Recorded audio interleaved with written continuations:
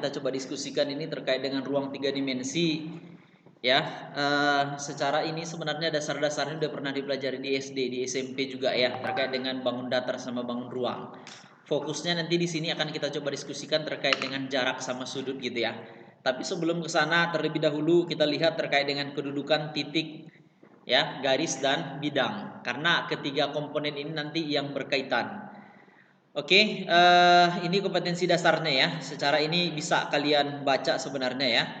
Oke, pertama mungkin kita lihat terkait dengan kedudukan titik garis dan bidang. Yang pertama mungkin pengertiannya. Titik ini kan secara sederhana ya didefinisikan kira-kira seperti ini ya kan. Titik tidak mempunyai ukuran, artinya tidak mempunyai panjang, lebar dan tinggi ya kan. Sehingga titik dikatakan berdimensi nol. Titik dilukiskan dengan tanda noktah, kemudian dibubuhi dengan sebuah nama gitu ya. Biasanya dia huruf kapital disimbolkan gitu ya. Misalkan diketahui titik A, misalkan seperti ini, atau titik B, atau titik X, atau terserah apa kira-kira. Biasanya dituliskan dengan huruf kapital gitu ya. Oke, kemudian yang kedua terkait dengan garis ya. Garis. Kira-kira kan seperti itu ya. Ya kan, ruas garis ya yang dihubungkan dari A sampai B, gitu juga sampai C gitu ya. Sehingga disebut dengan garis AB ya kan, disebut dengan garis BC atau AC. Gitu kira-kira ya secara sederhana definisinya ya kan. Oke, kemudian bidang. Bidang itu biasanya minimal 3 titik ya yang dihubungkan ya sehingga membentuk bidanglah dia. Ya, daerah yang dibatasi 3 titik itulah yang disebut dengan bidang. Misalkan bidang ABC, ABCD, ya kan? AB ABC gitu ya, ACD dan seterusnya. Terserah kita mau buat contoh seperti apa kira-kira. Yang penting kalau garis itu biasanya 2 titik yang dihubungkan, kalau bidang itu biasanya minimal 3 titik. Gitu kira-kira ya secara sederhana. Oke, selanjutnya kita lihat terkait dengan kedudukannya. Jadi ketiga-tiganya ini yang mau kita lihat sebenarnya. Titik, garis, bidang. Titik dengan titik. Titik dengan garis. Titik dengan bidang. Garis dengan garis. Garis dengan bidang. Kemudian bidang dengan bidang. Itu akan kita coba hubungkan seperti apa kira-kira kedudukannya. Pertama, kita lihat ya, kedudukan titik terhadap garis. Ada 2 kemungkinan, ya. Ada sebuah titik, ada sebuah garis. Kemungkinan pertama terletak pada garis, ya, yaitu kena. Yang kedua di luar garis, berarti nggak kena. Kan kira-kira gitu kan, secara sederhana kan. Oke, titik P ini dikatakan terletak pada garis G misalkan, ya. Jika garis G melalui titik P, artinya titik itu kena di garis, itu namanya terletak pada. Tapi kalau nggak kena berarti di luar. Gitu kira-kira. Bisa dipahamin ya? Contoh misalkan, coba kita perhatikan. Ada sebuah gambar misalkan seperti ini. Ya. Oke, kita disuruh tentukan gimana kira-kira kedudukan titik T ini pada garis PS. Titik T pada garis PS. Apa kira-kira kedudukannya? Terletak di luar. Ya kan? Karena nggak kena. Ya kan? Nggak kena. Ya kan? Kan titik T ini kan di luar PS ini. Nah, garis PS itu kan yang ini kan? Nah, nggak kena, makanya terletak di luar. Kalau Q terhadap PS, nah, kena kan? Ya, kalau kena berarti terletak pada. Ya, bahwasanya titik Q itu terletak pada garis PS. Gitu juga R terhadap PT. Gimana PT? Di luar, makanya terletak di luar. Gitu juga P terhadap PS. P terhadap PS, gimana kedudukannya? Iya, terletak pada gitu. Intinya kalau titik pada garis, kalau kena berarti terletak pada. Kalau nggak kena berarti di luar. Bisa dipahami ya? Oke, selanjutnya titik terhadap bidang. Ada titik ini, kemudian ada bidang. Gimana kedudukannya? Hampir sama juga. Ya, kalau kena dia terletak pada. Kalau nggak kena berarti terletak di luar. Nah, kira-kira gitu. Contoh. Misalkan ada sebuah kubus ini, ya, gimana kedudukannya, ya, titik D terhadap ABCD, Ini titik D, ABCD yang di bawah, gimana kedudukannya? Iya, terletak pada. Ya kan? Titik H pada ABCD. Nah, H di atas, sementara ABCD di bawah, berarti terletak di luar. E pada FGH. E pada FGH, gimana kedudukannya? Gimana? Ini F, G, H. Titik E gimana kedudukannya? Kenapa di luar? Kenapa pada kira-kira? Kalau pada dia sejajar sama F sama H aja, Bang. Hah? Karena dia sejajar antara titik H sama F. Kan mengarah ke situ juga ya. Intinya kalau diperluas FGH ini kan kena juga E kan? Ya. Jadi bidang itu kan sebenarnya yang dibatasi. Kalau diperluas dia kan luas itu. Kalau diperluas kena nggak titik itu kira-kira? Kalau kena berarti pada gitu. Bisa dipahami kira-kira ya? Oke, makanya ini terletak pada. Kemudian CFGH, ini C. FGH di atas. Nggak kena kan? Ya oke, makanya di luar gitu. Bisa dipahami ya? Oke, next kita lanjut. Kedudukan dua buah garis. Sekarang dua buah garis. Ya, seperti apa kedudukannya? Ya, pertama sebidang, yang kedua tak sebidang. Sebidang ini ada beberapa kemungkinan, ya. Sejajar. Kalau sejajar gini dia kan, sejajar itu kena nggak? Kena nggak? Nggak kena kan? Iya nggak kena. Ya misalkan gini, gini. Intinya gimana pun kalau dituruskan dia nggak akan kena.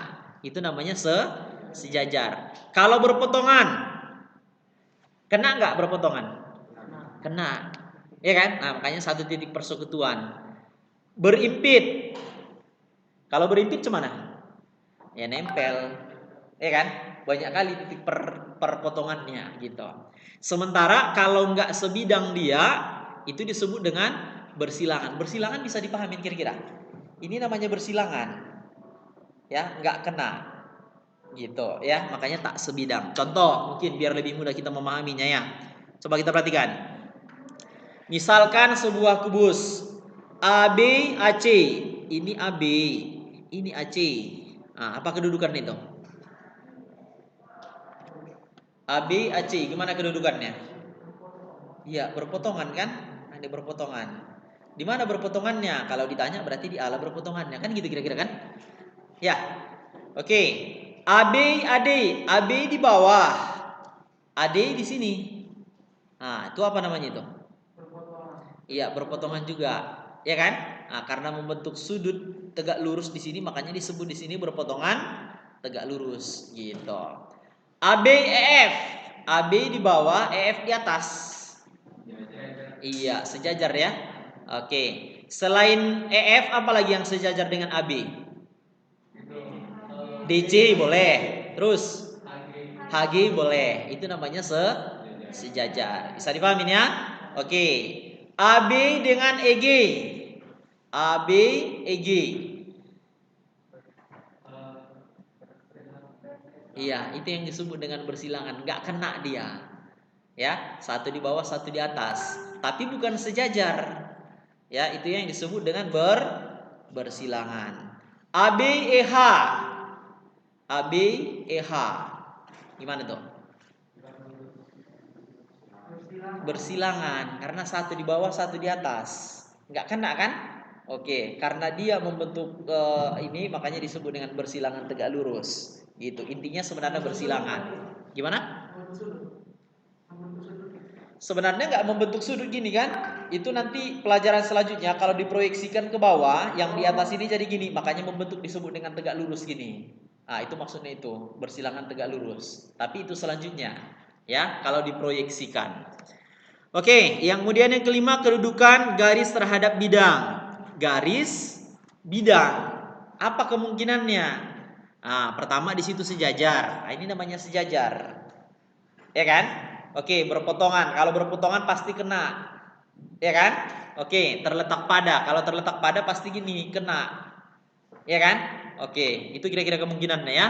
Nah, contoh di sini dibuat. Ya. Oke, gimana kedudukan EH dengan BCGF? Ini EH, BCGF. Mana BCGF? Berarti di kanan kan? Nah, gimana kedudukan itu? Iya, sejajar kan? EH dengan BCGF. Makanya disebut dengan sejajar. Gimana kedudukan EF dengan BCGF? EF ini BCGF.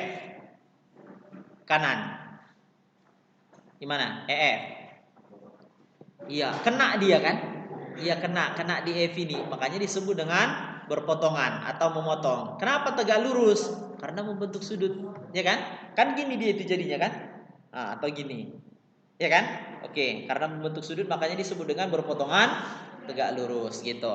FG BCGF. Mana FG? Ini FG, BCGF dengan di situ sendiri. Gimana itu? Di bidang itu dia kan? Gini dia kan jadinya kan? Ya, makanya disebut dengan apa? Oh iya, terletak pada ya. Nah, terletak pada dia. AG. AG dengan BCGF. Kena dia kan? Ditembusnya kan gini dia itu kan? Ya, ditembus ya. Makanya disebut dengan memotong. Gitu kira-kira ininya. Bisa dipahami kira-kira ya? Oke. Selanjutnya, kedudukan dua buah bidang. Nah, sekarang bidang dengan bidang. Bidang dengan bidang. Sejajar. Nah, kalau sejajar gini, gak akan kena. Satu di atas, satu di bawah, satu di kiri, di kanan, satu di depan, di belakang. Itu namanya gak kena. Makanya disebut dengan sejajar. Kalau berpotongan kena. Misalkan gini atau gini, ya kan? Atau gini atau gimana lah. Yang penting kena. Itu disebut dengan berpotongan. Berimpit. Nah, berimpit berarti kira-kira gini, ya kan? Berimpit dua buah bidang itu. Ya, oke. Contoh misalkan ini ABD dengan ABCD, ya berimpit kan? ABD, ABCD, ya kan? Di situ dia kan? Di bawah. Makanya disebut dengan berimpit. EFGH, EFGH di atas, ya ABCD di bawah. Gimana kedudukannya? Iya, sejajar. Satu di atas, satu di bawah, satu di kiri, satu di kanan, satu depan, satu di belakang. Itu disebut dengan sejajar.